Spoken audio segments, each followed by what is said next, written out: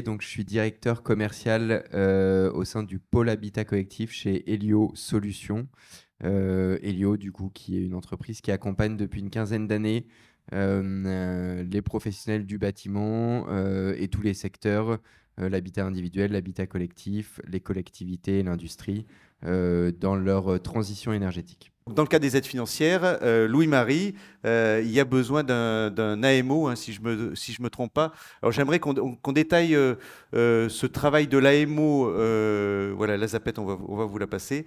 Ce travail de l'AMO qui est en amont, hein, du projet et qu'est-ce qu'il va réaliser comme prestation. Alors, on va pas revenir sur la présentation d'Elio. Je voulais très rapidement parler des différentes étapes d'une rénovation globale pour introduire mon propos sur l'AMO. Donc, AMO qui, je le rappelle, est l'assistant à maîtrise d'ouvrage, le maître d'ouvrage étant la copropriété.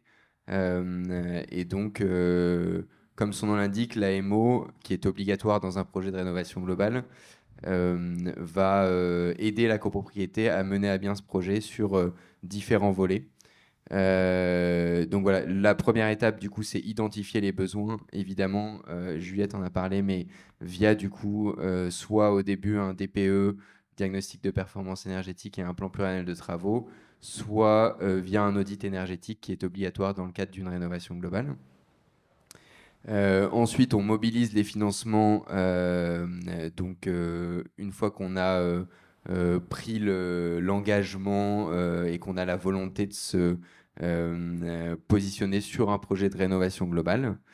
Donc ça, je vais y revenir également. Et puis ensuite, on réalise les travaux et C'est tout petit, là, c'est tout petit, mais c'est super pour ceux qui vont lire. Mais pour moi, c'est vrai que j'ai là, vous avez même du mal à le lire vous-même. mais c'est pas très grave parce que c'était vraiment l'introduction et c'était pour vraiment rappeler un petit peu les grandes lignes du projet de l'AMO.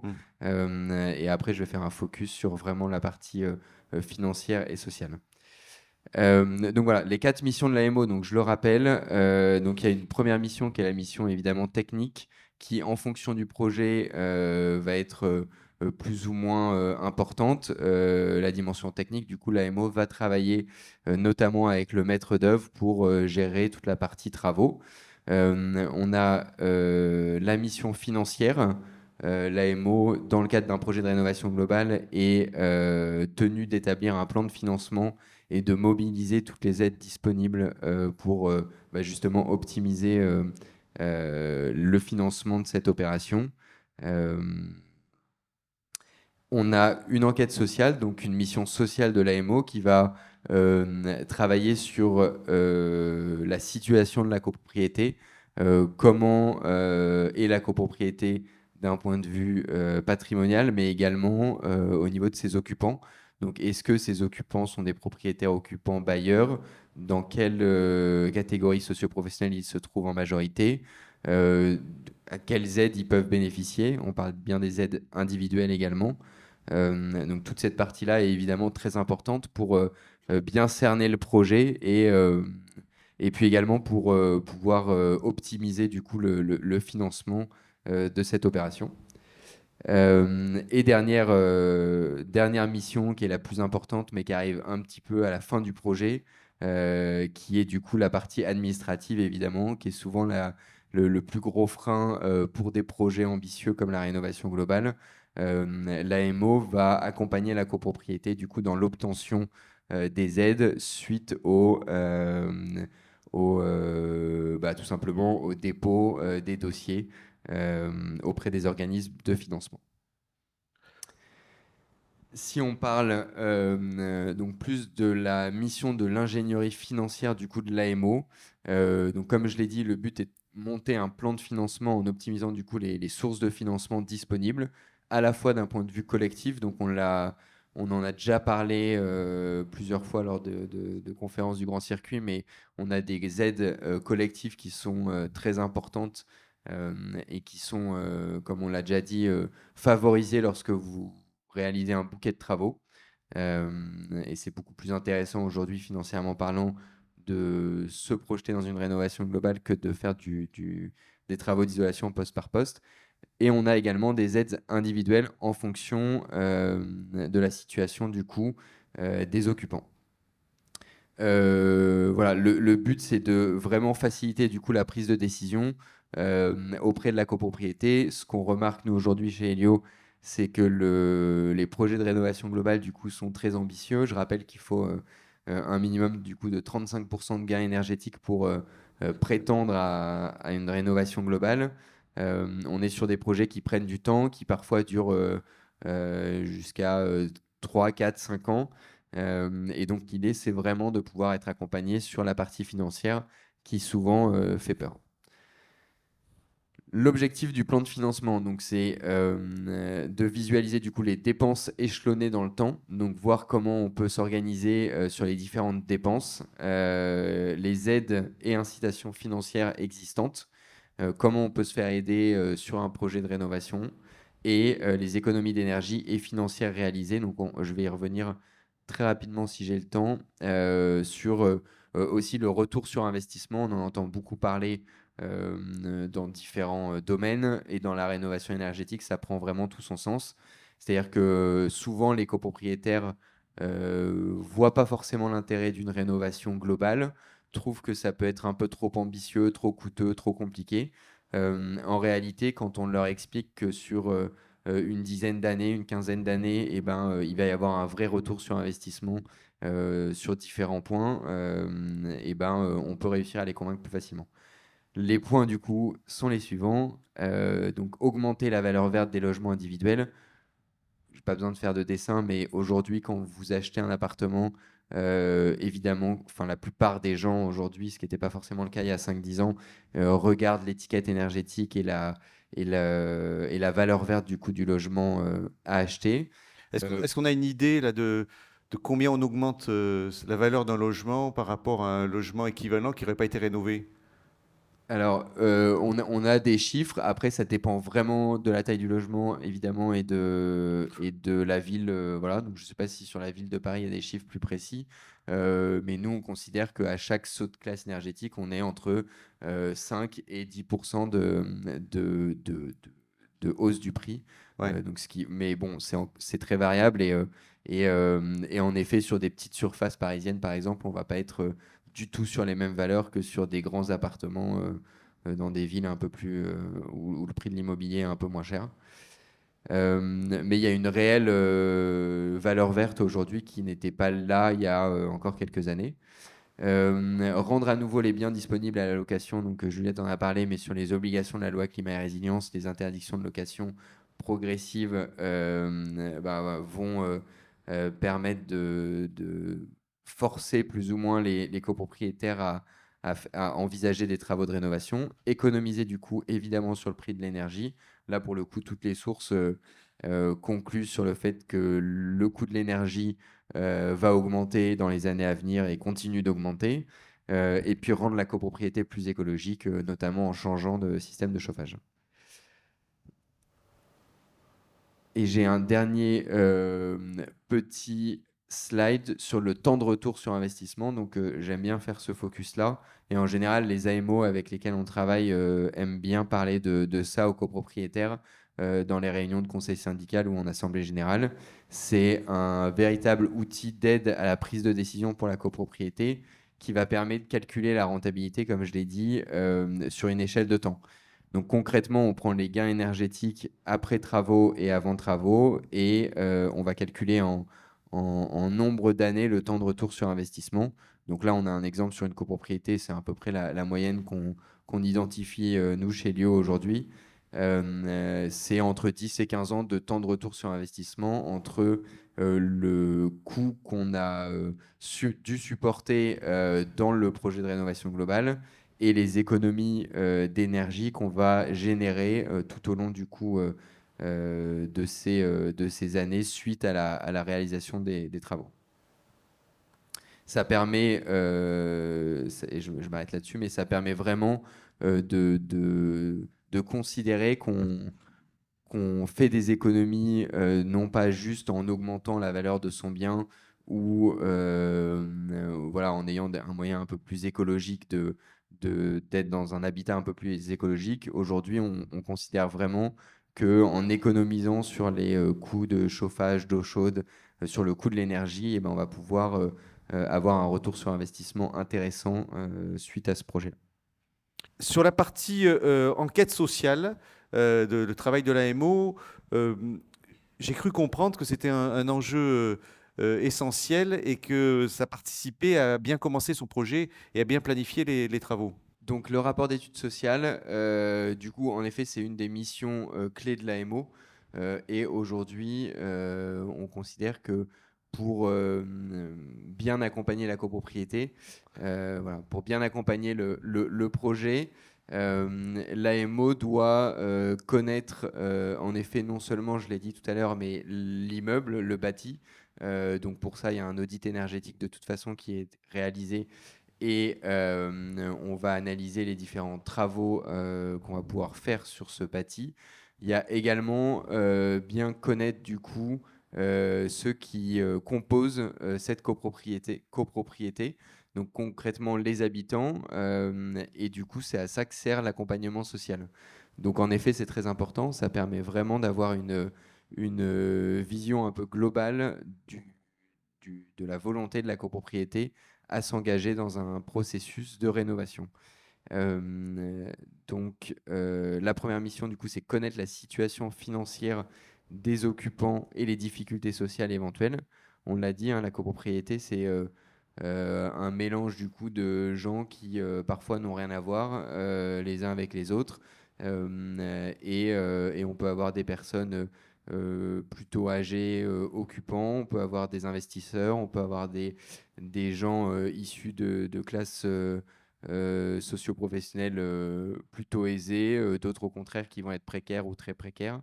Donc il faut vraiment faire un état des lieux des ménages qui composent la copropriété pour comprendre comment avancer sur la partie travaux. Donc l'enquête sociale va en effet du coup regarder la composition des ménages et les ressources des occupants et l'existence du coup de situations compliquées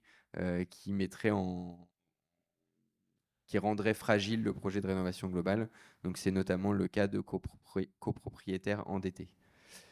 Ça, c'est la première mission du coup dans l'accompagnement social de l'AMO. La deuxième, c'est connaître du coup les conditions d'occupation. Donc la présence de situations sociales difficiles, handicap, personnes isolées, familles monoparentales. Essayer d'analyser en amont tout ce qui pourrait mettre en péril ou faire prendre du retard au projet. La deuxième chose, c'est du coup l'identification des difficultés d'occupation, suroccupation. Donc ça, on en entend parler beaucoup dans des projets aussi ambitieux que la rénovation globale, et des problèmes sanitaires ou d'inconfort. Voilà. Le rapport d'enquête sociale doit mentionner clairement le nombre de réponses à l'enquête, le nombre de logements occupés par des ménages modestes et le nombre de logements occupés par des ménages très modestes. Juste après, pour essayer de mettre un peu du concret dans toute cette partie sociale qui parfois peut s'avérer un peu floue pour les copropriétaires, j'ai mis un rapport que chacun pourra étudier après cette conférence, qui est dans l'idée de vous montrer vraiment comment on analyse un rapport d'études sociales. L'AMO, concrètement, son rôle, ça va être d'aller toquer aux portes, hein, d'aller voir les occupants, enfin les propriétaires, pardon, et notamment du coup les occupants, pour essayer de savoir si on a des difficultés à mettre en place ce projet d'un point de vue social et d'un point de vue financier. Donc là, vous avez 3 slides. Alors pareil, c'est un peu petit, mais ça permet d'avoir vraiment du concret. Et là, par exemple, sur un rapport qu'on a fait lors d'une de nos formations, ici, on a du coup, dans l'éligibilité aux aides, un ménage qui apparaît comme étant éligible à l'aide individuelle. Donc ça permet d'avoir aussi, en fonction des quotes-parts, des montants plus ou moins importants en fonction de votre situation. Quelques fragilités identifiées avec 3 propriétaires qui ont déclaré avoir des difficultés occasionnelles du règlement de leurs charges. Donc là, l'idée, c'est vraiment de savoir si, a priori, est-ce que les propriétaires vont être dans une situation de facilité au vu du règlement, du paiement, d'un projet aussi ambitieux, mais aussi forcément plus coûteux, qu'est la rénovation globale. Et précarité énergétique, évidemment, c'est au moment de l'enquête sociale qu'on va avoir ces informations-là. Et donc là, on a un propriétaire qui estime dépenser plus de 10% du coût de ses ressources pour le règlement de ses factures d'énergie. Et donc ça permet aussi de se rendre compte, voilà, quand vous dépensez évidemment une part trop importante, quand vous consacrez une part trop importante pour payer votre énergie, bah derrière, vous avez forcément moins d'argent pour payer d'éventuels travaux. Donc je parlais tout à l'heure du temps de retour sur investissement. C'est important de le mettre aussi en parallèle avec l'étude sociale. On peut dire facilement à quelqu'un qui gagne bien sa vie, euh, t'inquiète pas, tu fais un bon investissement en faisant une rénovation globale parce que d'ici 10 ans, 15 ans, tu vas avoir un retour sur investissement et puis en plus ton appartement va prendre de la valeur, tu vas pouvoir le louer plus cher ou le revendre plus cher. C'est plus compliqué à mettre en place vis-à-vis de quelqu'un qui va avoir du mal à payer ses factures d'énergie, de lui dire t'inquiète pas, dans 10 ans ou dans 15 ans, il y aura un bon retour sur investissement. Il faut l'avoir aussi en tête parce que forcément, une copropriété, vous avez bien compris que c'était on ne pouvait pas exclure, dans le cadre d'un projet de rénovation globale, quelques appartements en leur disant vous inquiétez pas, vous ne faites pas partie du projet. Hein. Ça peut paraître un peu bête ce que je dis, mais en réalité, il faut vraiment prendre en compte l'ensemble des copropriétaires pour avancer sur ce projet. Voilà, et puis la dernière partie avec une petite conclusion, notamment sur l'état des logements. Donc on va vérifier l'état des logements des propriétaires occupants uniquement, le chauffage et ainsi que le confort d'hiver. Voilà, merci. Effectivement. Alors, j'avais peut-être une petite question finalement. S'il y a des cas particuliers finalement qui pourraient être exclus du projet, parce qu'on voit bah, s'il faut financer plus, est-ce que finalement l'AMO peut alerter la copropriété? On peut trouver des solutions particulières ou c'est le dispositif de l'ANA qui va aider les ménages très modestes? Bah, il y a des dispositifs de financement. Après, hein, on en a parlé, mais ça peut être les coprêts à taux zéro ou alors des aides derrière individuelles que l'AMO va essayer de débloquer avec certains copropriétaires. Oui, parce qu'il faut laisser personne sur le bord du chemin C'est finalement. ce que j'allais dire. En revanche, voilà, faut vraiment avoir ça en tête que aujourd'hui, le projet va réunir tout le monde et que on peut exclure personne. Donc forcément, ça nous est déjà arrivé de voir des cas de rénovation globale qui partaient très bien et puis qui peuvent bloquer à un moment. Euh, je dis à cause, mais il n'y a rien de péjoratif là-dedans, mais à cause de quelques copropriétaires qui soit peuvent pas suivre, soit veulent pas suivre, soit peuvent poser d'autres problèmes, comme je l'ai dit, au niveau social. Donc ça peut être des situations de squat, ça peut être de la suroccupation, ça peut être voilà, tout type de problème. On en parlait tout à l'heure, mais on reste sur des projets quand même très long-termistes, très ambitieux et assez complexes. Et du coup, il faut toujours avoir en tête que l'AMO est obligatoire en effet dans cette recherche d'aide parce que la copropriété peut pas, c'est pas qu'elle peut pas s'en sortir tout seule, c'est juste qu'elle va être confrontée à tout un tas de problèmes à gérer en amont. Oui, puis vous êtes tiers de confiance, j'imagine aussi dans ce dispositif-là, c'est-à-dire vous préservez une certaine forme De tout le monde n'est pas neutralité. tout le monde n'est pas au courant de ce qui va se passer chez son voisin, j'imagine, parce que Oui, oui. Non, c'est ça. Et puis du coup, l'AMO a vraiment ce rôle-là. Et c'est aussi la raison pour laquelle le maître d'œuvre, du coup, va intervenir vraiment sur la partie travaux. C'est-à-dire d'aider aussi à la prise de décision de la maîtrise d'œuvre en fonction justement de tout ce que je viens de dire, de la partie financière et de la partie sociale. oui, parce que vous avez une obligation de confidentialité, Oui. j'imagine. Oui, oui, bien sûr. Ah bah, de toute façon, c'est pour le coup une enquête qui va être faite occupant par occupant, en lien évidemment avec le syndic qu'aura en gestion l'immeuble. Mais l'idée, c'est vraiment de cerner les besoins, les attentes et puis les éventuelles difficultés. Voilà, on n'analyse pas dans un projet de rénovation globale uniquement la partie travaux, contrairement à une isolation poste par poste. Isolation poste par poste, vous allez avoir l'isolation des combles. On ne va pas vous demander si vous êtes un propriétaire occupant ou si vous gagnez bien votre vie. On va isoler vos combles. Là, sur un projet de rénovation globale, on va aller un peu plus loin.